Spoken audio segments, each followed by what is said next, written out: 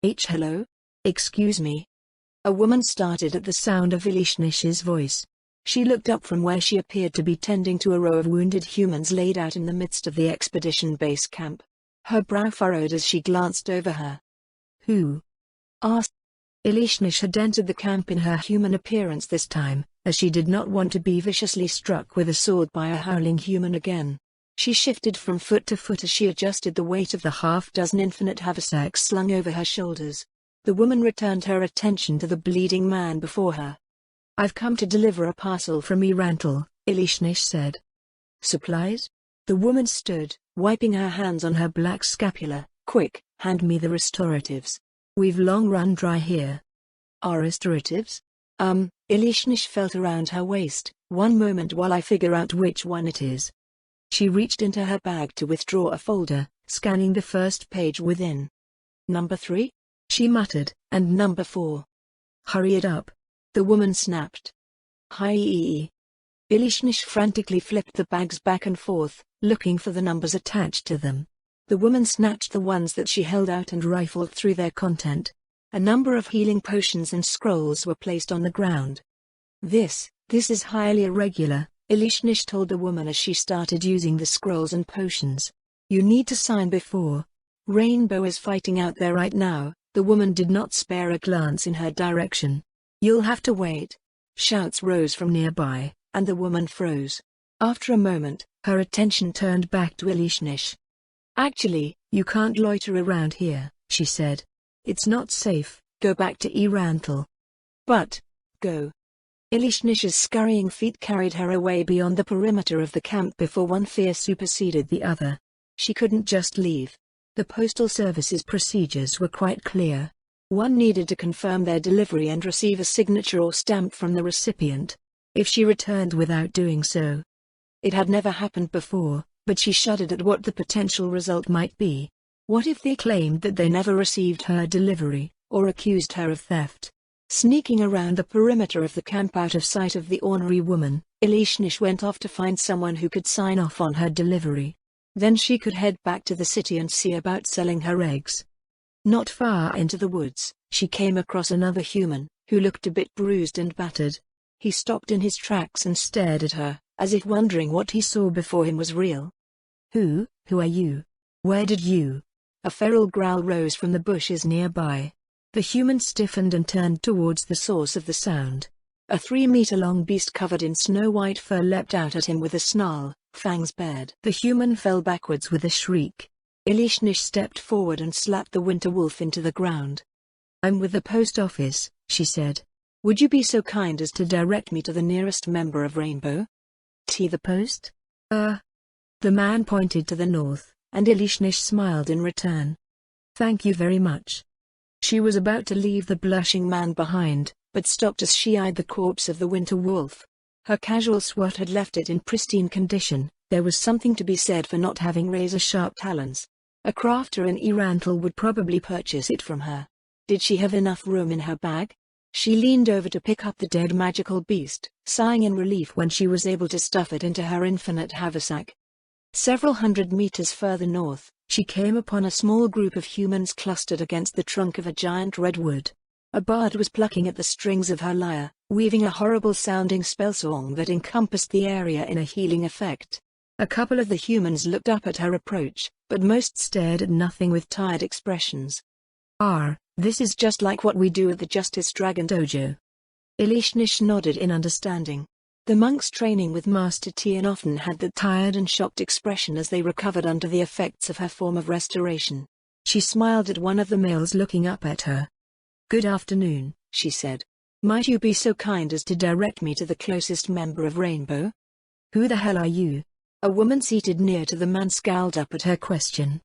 "I'm with the post office," Ilishnish backed away slightly.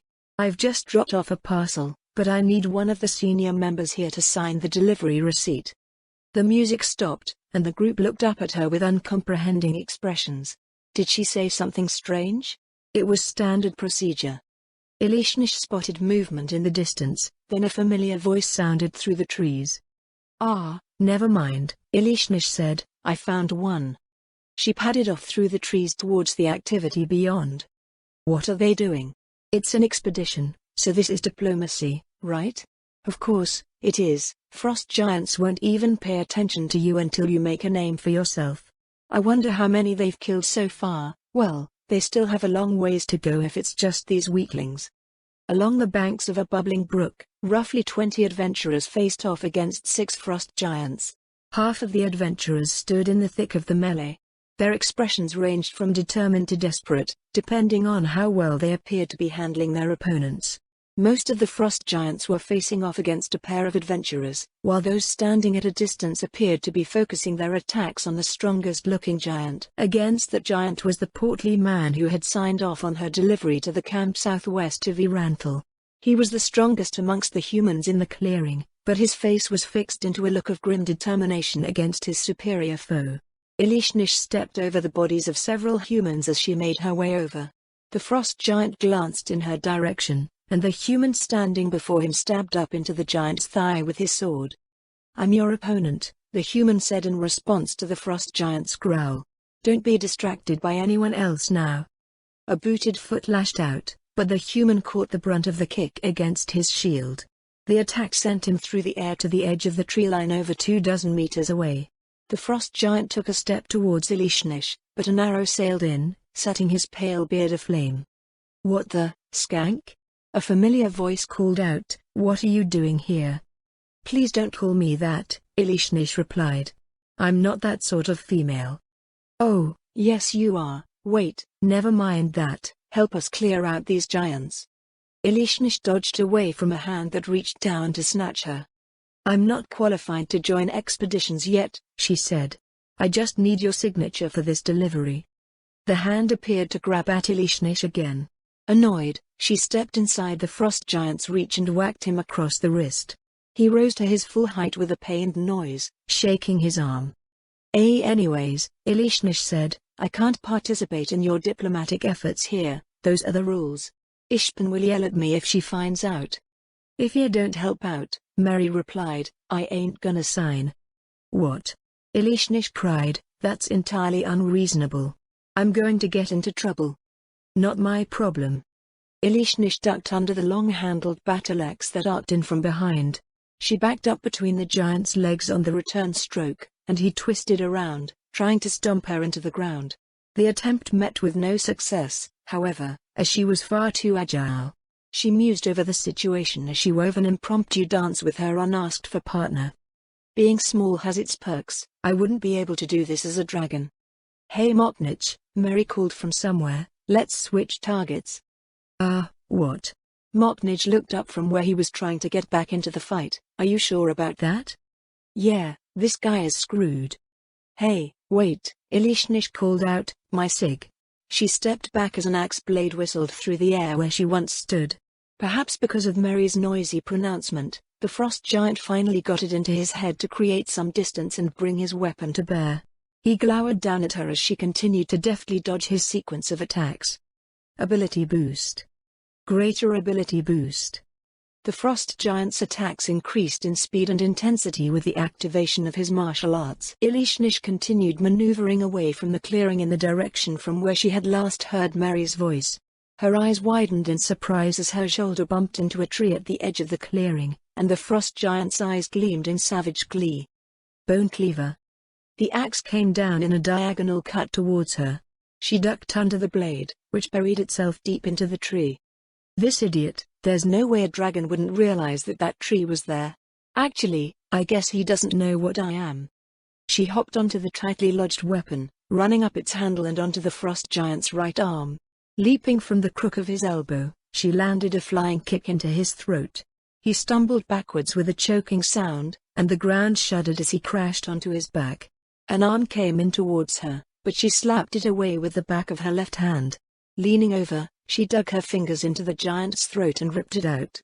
"Mary," Elishnish said after she wiped her hands off on the dead giant's beard, "I'm done with this one. Could I get your busy?" The red-haired elf didn't even look in her direction, instead continuing to loose arrows into the fray. With a vexed noise, Elishnish moved on to the next frost giant. Why did this woman have to be like that? She stepped over another fallen adventurer and wondered if they even needed her help anymore. The 5 remaining giants were young and impetuous individuals looking to prove themselves, as was customary for scouting parties searching for raid targets. While most of the adventurers present did not individually match them, especially in terms of raw strength, they were numerous and capable enough to prevail by working together if they understood how to handle their adversary. The much stronger warrior that was leading them should have been the only real threat. A frost giant ahead eyed Elishnish warily as she approached. A loud whistle pierced the air, and 2 winter wolves dashed out from the trees on the north side of the clearing. "Look out!" someone cried. Adventurers scrambled back as the magical beasts came forward. The area around Elishnish and the frost giant was blanketed over with the winter wolves' freezing breath attack. Elishnish eyed them with a calculating gaze through the super-cooled mist. Did she have enough room in her bag left for both? Maybe she could just carry them back. As she pondered the problem, she made her way over to the nearby frost giant and grabbed his ankle. A startled cry went up when she wrenched him to the ground, flattening the bushes along the brook.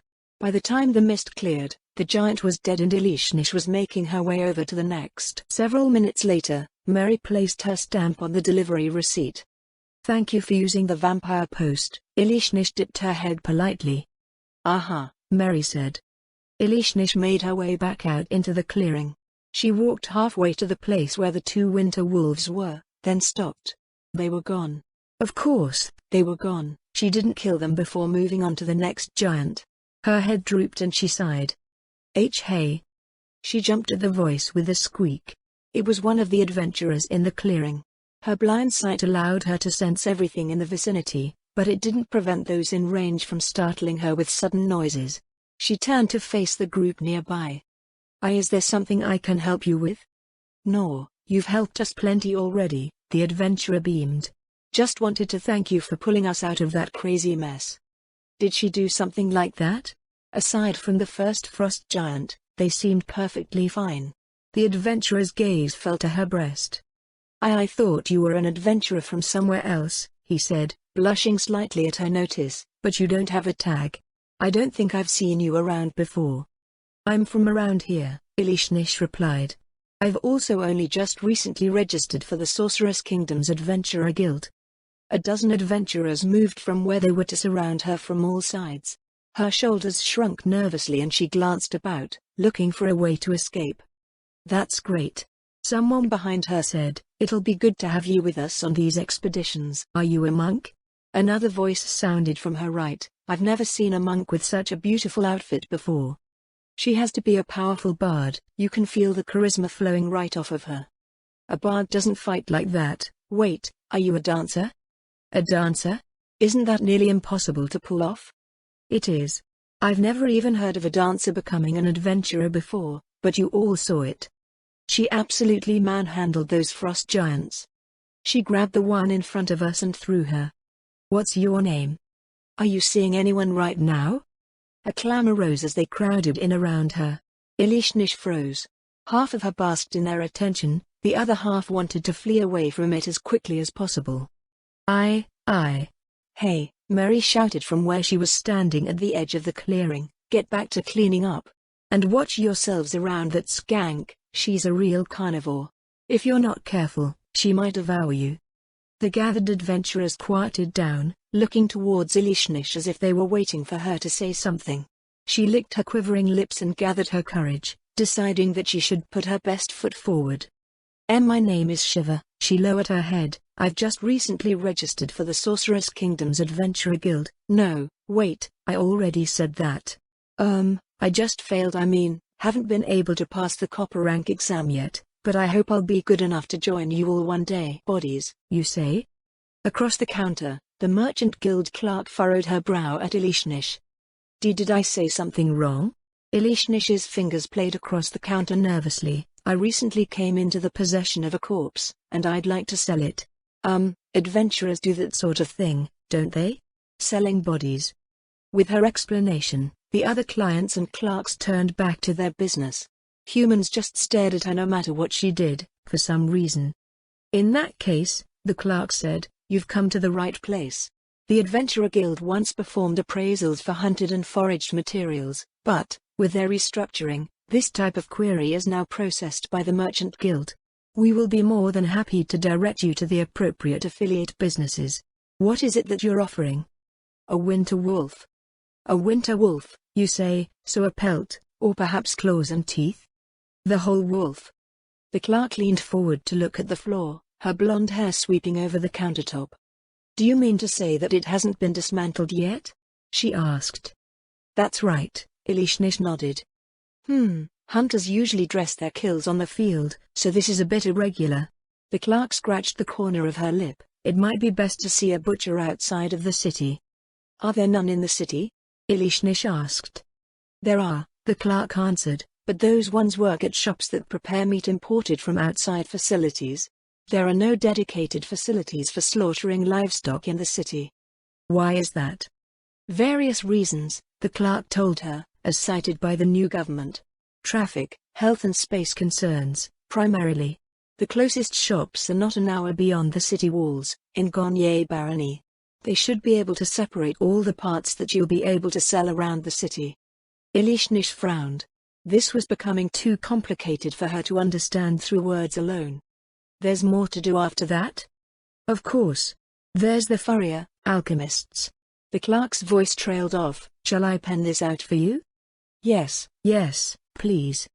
Ilishnish looked down at the counter as the clerk penned out the long list of tradespeople she would have to interact with. She didn't even know what most of them were, never mind where to find them.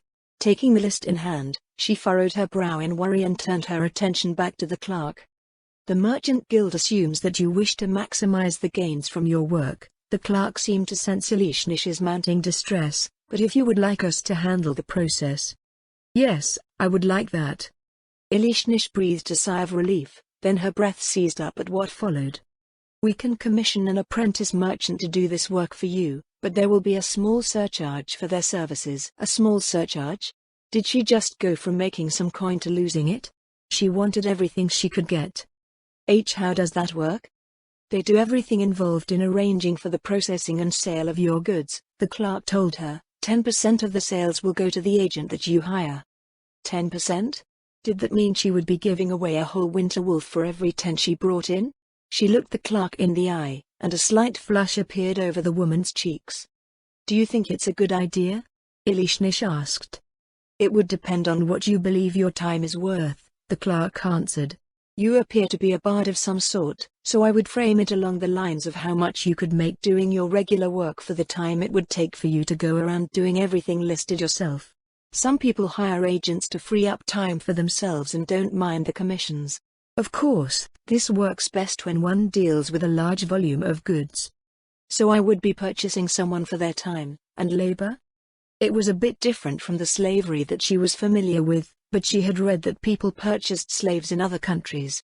This was something like the temporary purchase of a slave, or something like that. Slavery was illegal in the Sorceress Kingdom, but was it actually referring to perpetual slavery? Could she purchase scores of temporary slaves? Rather than that, the clerk said, you are hiring someone for their time and skills. The merchant will do their best to earn the most for you, as the amount that they themselves earn is a percentage of that. It is an arrangement of mutual self-interest. Would you happen to know how much time this would take, and how much they will earn? Including the time for processing, and if they're allowed the chance to work out the best prices, I would estimate about a week. As for the earnings, just one moment, please. The clerk left the counter, disappearing into the office in the back. Ilishnish glanced to either side of her. In the time she had been standing there, at least 8 humans had come and gone. The ones currently looking in her direction didn't seem angry for her taking so long. The clerk returned with a slip of paper, sliding it across the counter towards her. What does last 10 sales mean? Ilishnish frowned down at the row of items and prices. It's the last 10 trades made of that item in our records. Prices fluctuate based on supply and demand, but the volume of the goods that you're offering is understandably low given the distance of our location relative to its source. If you plan on becoming a regular supplier of commodities to our city, we would be most happy for your patronage. If it was a week, no, even a day, she could make much more than the total cost of this commission by doing other things. She thought that something tantalizing lingered just beyond her ability to imagine concerning the whole idea, but decided that she could wait for it to become apparent with time and experience. For now, What she needed was to see if the information presented to her by this clerk was true. "I would like to give this a try, then," Elishnish said. "Understood," the clerk smiled and nodded. "Do you have a membership with the Merchant Guild?" She recalled something like that when she had first wandered around with Pam in the early weeks of her exploration. They used the human girl's membership at that time. "I don't," Elishnish replied. "Will that be a problem?" "Not at all. Registering with the Merchant Guild is a quick and easy process. Once you've registered, you'll have access to all of our member services." I'm registered with the Adventurer Guild at the moment. Will that be a problem?" The clerk's smile faltered just barely. "Membership with the Merchant Guild has no relation to the Adventurer Guild," she said. "There won't be a problem." 12 more humans came and went as the clerk guided her through the registration process. When they finished, she was handed a small black booklet filled with blank pages. "That's to reference your account balance with the Merchant Guild, should you need to," the clerk told her. "Please bring your cargo to the street behind our office here. I will meet you there." A new clerk replaced the old, and Elishnish walked out into the glare of the sun sinking towards the western walls. The magical lighting of the main plaza was coming to life, along with the evening crowds. Reminding herself that gold coins awaited her, she forced herself to turn away from the many distractions and head to where the clerk said she would meet her. The woman had a perplexed expression as Elishnish approached. "Is your wagon somewhere behind you?" "I don't have one," Elishnish replied carefully. "You do have what you've commissioned for us to sell, yes?" "Ah, yes." Elishnish brightened as she realized the cause of her confusion. "I've been carrying it around with me the entire time." The clerk's pen dropped to the street and she goggled as Elishnish pulled the winter wolf out of her infinite haversack. Several passers-by slowed to stare at the large magical beast. "Is something the matter?" Elishnish asked the clerk. No, I was just a bit surprised. If it's not a bother, could you please move this onto the wagon in the bay here?" Elishnish went over to do as the clerk had requested, listening to the continued explanation of the clerk about how things worked. Truthfully, she didn't understand most of it. To her, all that mattered was that she could come to the Merchant Guild, hire a merchant on a temporary basis, and this temporary slave would work hard to earn her wealth. A concerning detail at the end caught her attention. "What do you mean the earnings will be deposited into my account? Does that mean I won't receive any coins?" "The amount will be deposited for safekeeping under your name after your transactions have been settled," the clerk replied. "You may withdraw the amount at your leisure.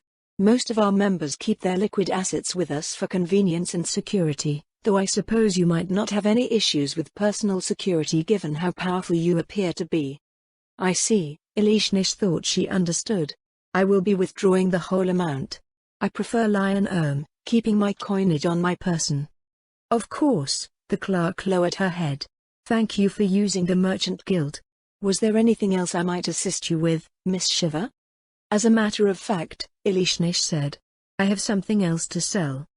The clerk raised her head, blinking blankly at Elishnish. What might that be?" "Eggs." "Eggs? Ah, you mean rare eggs from magical beasts?" "Not exactly." Elishnish frowned internally at being categorized as a magical beast, "but I suppose you might be able to say that. Where does one go to sell them?" "I believe the Magician Guild will be able to discern where to best sell something of that nature," the clerk replied. "In that case, I should head there next. Thank you for your assistance. Have a pleasant evening, Miss Shiver." Elishnish made her way back to the main plaza, slipping into the flow of the crowd to make her way over to the Magician Guild. Like most of the buildings around the bustling space, it looked decidedly nondescript compared to the brightly lit and colorful market stands nearby. The door to the office was closed, and the windows shuttered.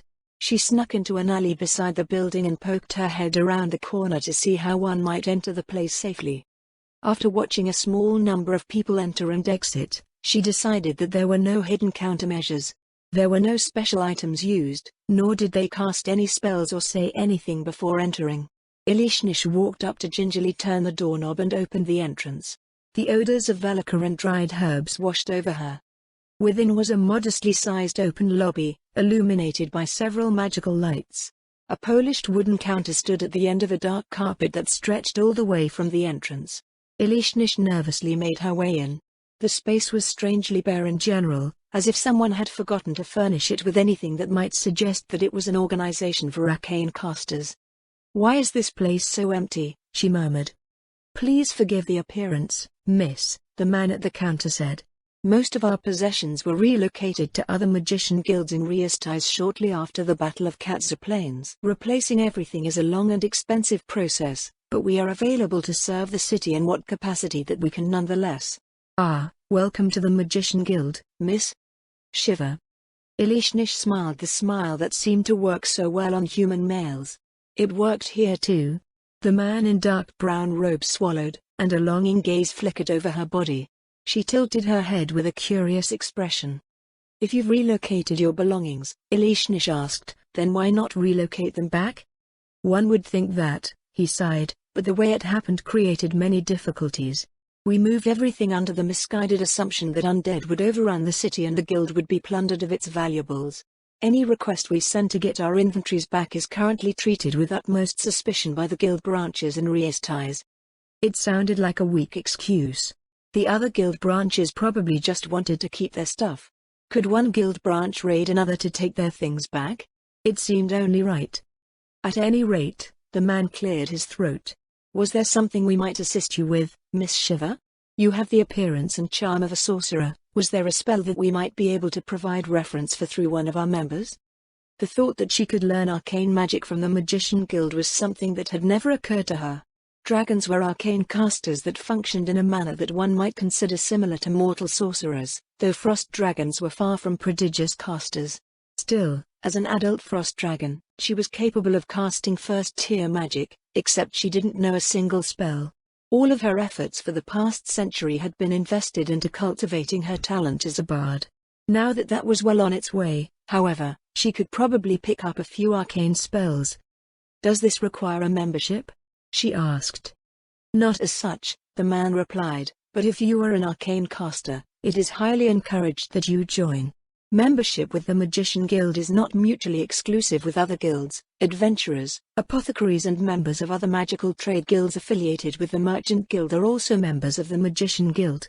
As a registered guild member, you will gain access to our exclusive services and may also be informed of opportunities, depending on your vocation and preferences."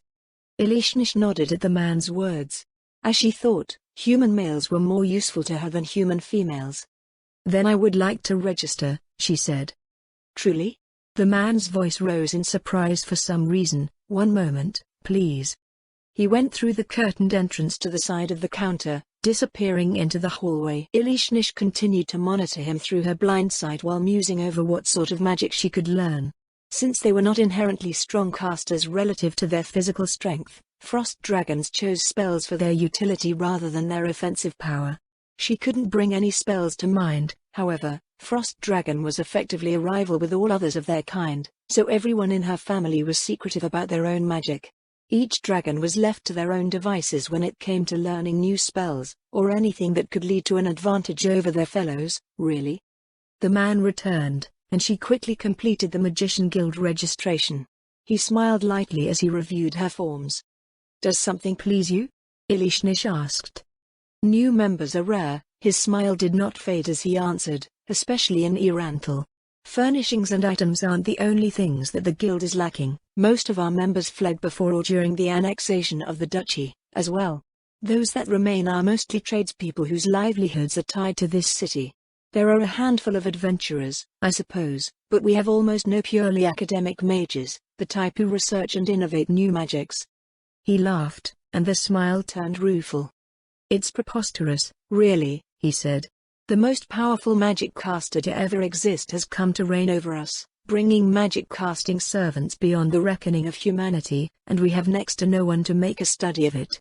Not something you'd expect from the Magician Guild of the Sorceress Kingdom." It did have a sort of amusing irony when he put it that way. Actually, why wasn't she making a study of them? Elishnish withdrew her memo pad and made a note of it. "Is there a catalogue of spells available for members of this Magician Guild branch?"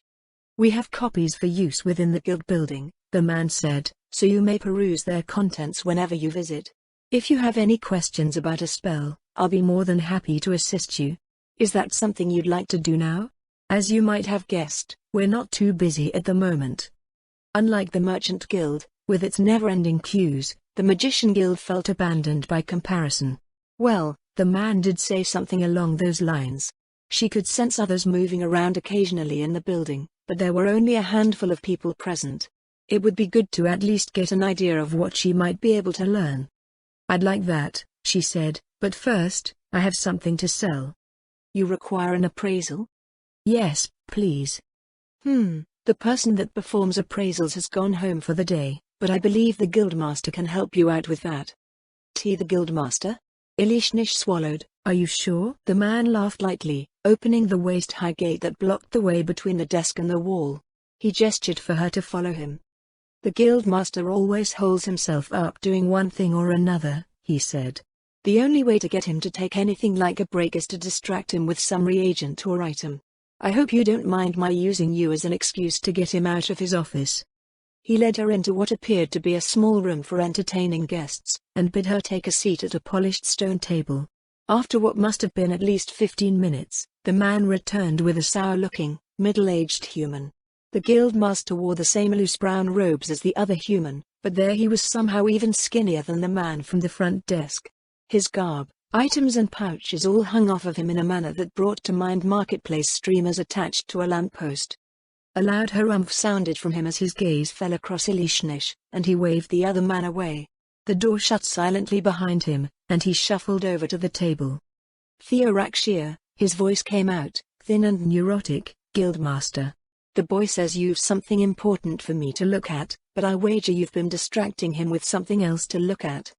He wasn't wrong, on either account. Rather than attempting to refute him, Ilishnish went straight to the business at hand.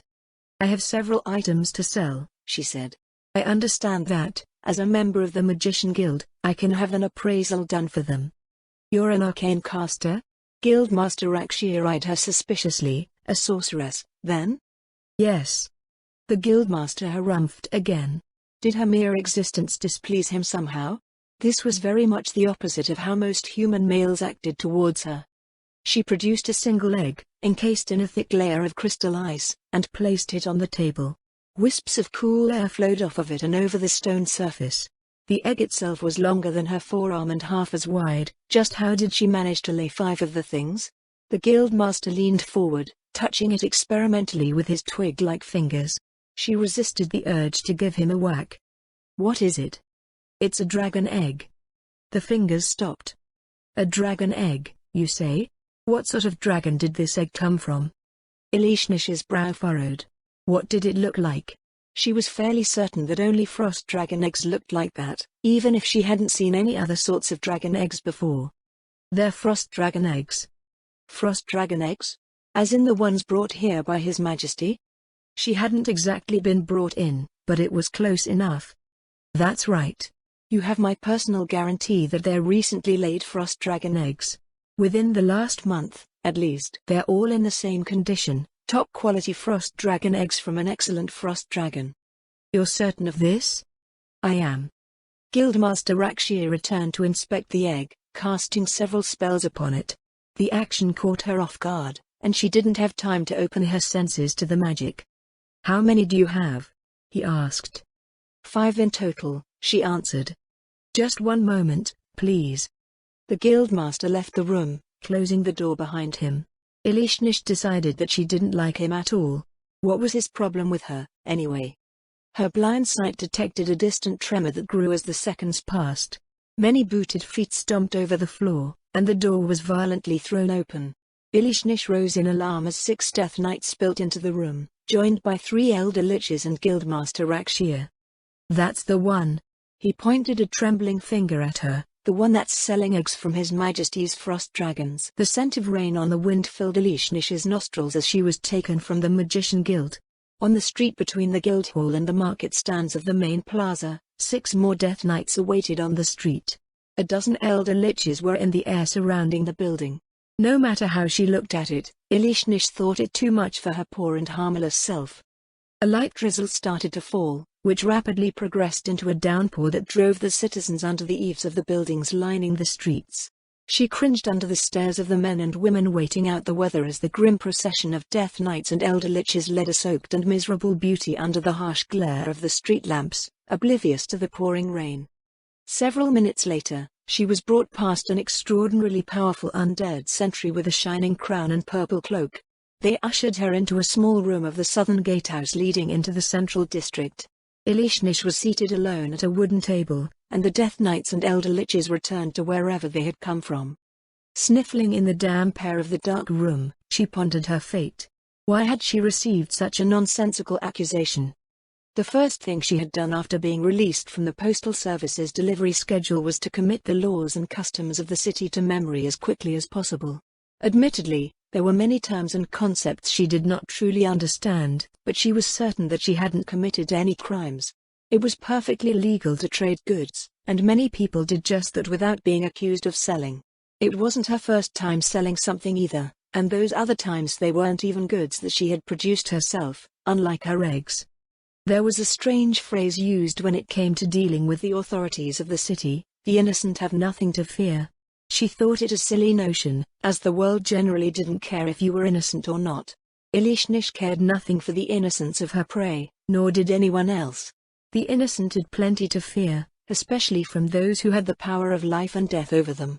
Such words being used by the powerful was extremely suspect in itself.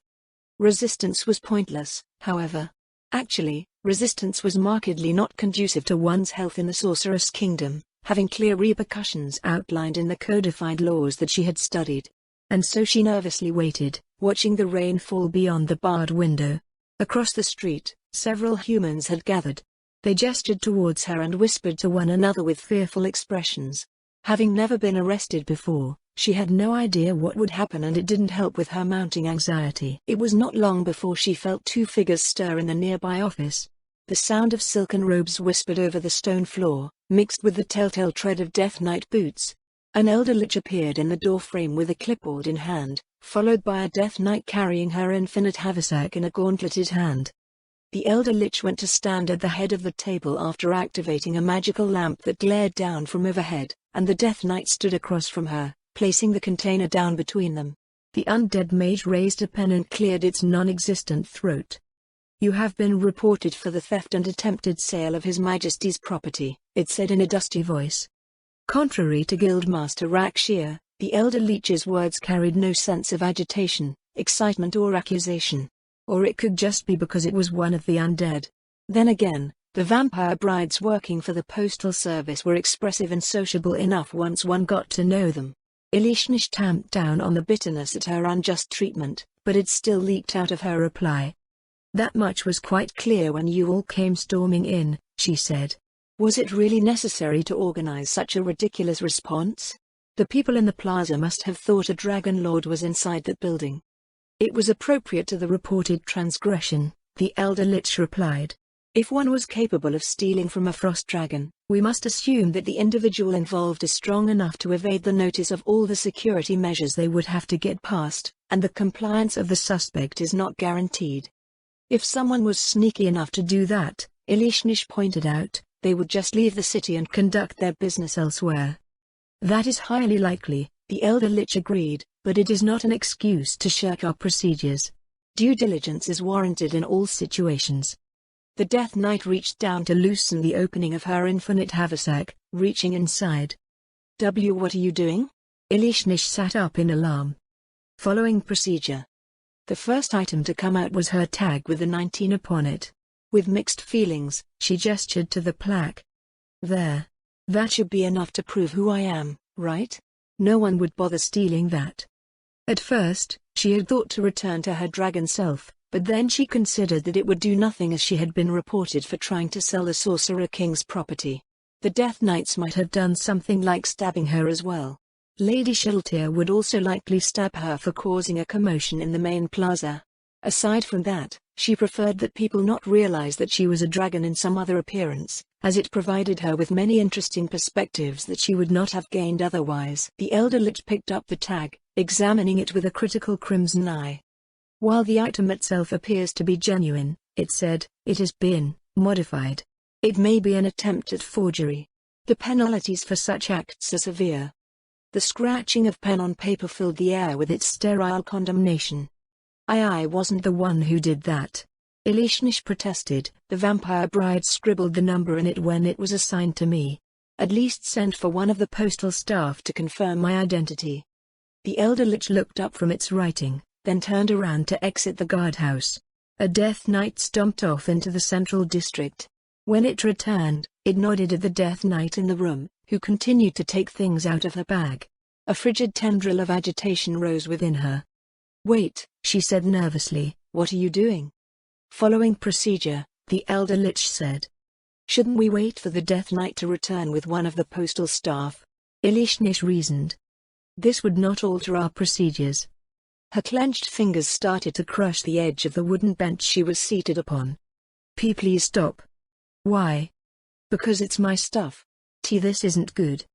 Elishnish's mind swam as she tried to think of a reason for them to stop. She couldn't tell them that she was about to jam the Death Knight through the bars of the window for messing around with her possessions. The powerful undead outside with the shiny crown would probably jam her through the bars of the window immediately after that. Wouldn't you think it's embarrassing to have someone go through your things like this?" "No." More items came out of the bag. Elishnish hoped that they wouldn't blame her for the missing chunk of the bench. She tried distracting herself by pretending that she was making an account of her personal belongings. There were several curiosities, 2 valuable smelling stones that she had purchased from an ogre for 1 copper each, several useful potions, and a few message scrolls. Several dozen books about humans, their cultures, and lands joined them on the table, followed by a stack of rolled-up parchments. The Death Knight unfurled them one after another, revealing maps of Erantal and locations around the Sorceress Kingdom, as well as more crude maps of the surrounding nations. The undead sentry turned its head to exchange looks with the Elder Lich. "Are you perhaps a spy?" the Elder Lich asked her. Was she a spy? Many of the tasks that Lady Shaltir intended for her was something like what spies were described to do, learning about peoples and places, investigating foreign locales for the eventual expansion of Lady Shaltir's influence, collecting all manner of maps and crucial information about logistics, trade and resources. "I see." The Elder Lich spoke into her silence, and the scratching sounds of the pen filled the room. Her 5 eggs were placed on the table, followed by her drum. The Death Knight felt around the bag for several moments before turning it over. "Why?" In a cascade of metallic clinking, a small pile of platinum coins spilt over everything. Small diamonds sparkled in the light of the lamp overhead. Elishnish sat mesmerized by the sight of her accumulated treasures. "How suspicious," the Elder Lich muttered. She blinked in confusion. Elishnish was quite proud of it. Why would it be suspicious? She held back the urge to arrange the pile in a more pleasing configuration. As per procedure, her belongings were catalogued as a part of the investigation. Her mortification grew as they pored over every little detail, asking her intrusive questions. A vampire bride appeared near the end, and Elishnish rose from her seat, rushing forward to throw her arms around her dripping waist. "I'm so relieved to see you," Elishnish cried, "get me out of this prison." "This is a gatehouse office," the vampire bride said, "not a prison. What did you do?" "Nothing. How could you just assume that this is my fault? We've known each other for months.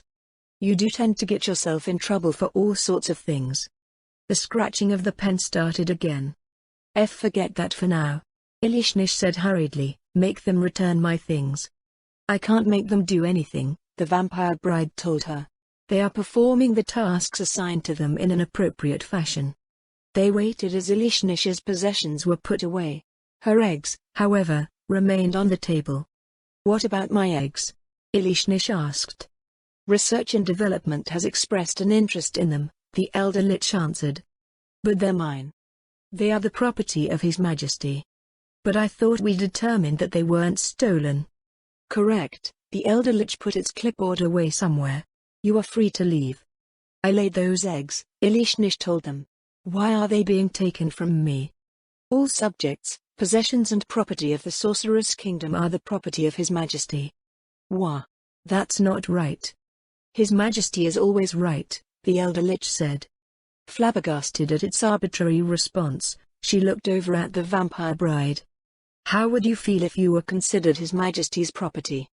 If His Majesty considered me his personal property, the vampire bride raised a hand to her faintly flushed cheek, I would be pleased beyond measure, but Lady Shaltir would become jealous.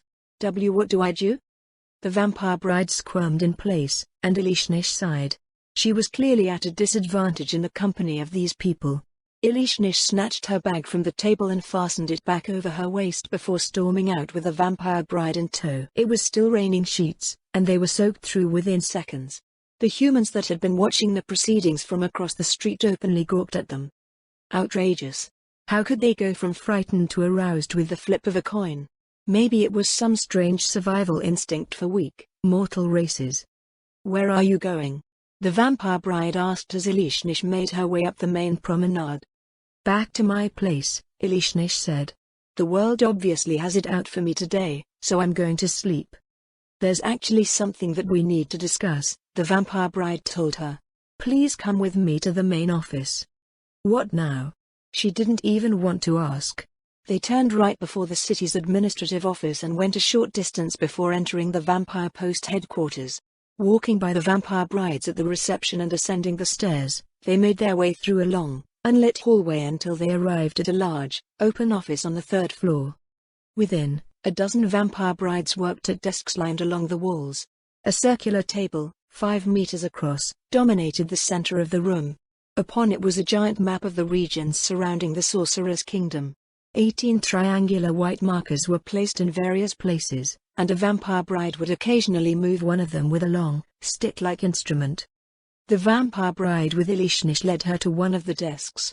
It was clear of any clutter and the only adornment upon it was a pyramidal object with a 19 etched onto its faces.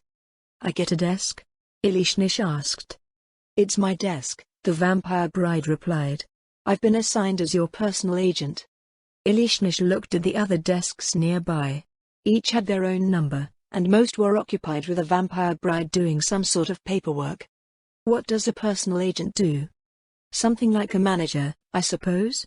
The vampire bride seated herself. Now that we have formed a stable framework for the transportation network's basic operations, proper staffing arrangements are being made. Normally, this means seeing to the scheduling and various needs of each dragon in order to ensure the smooth operation of the system as a whole. So you're not something like a merchant guild agent? What's that?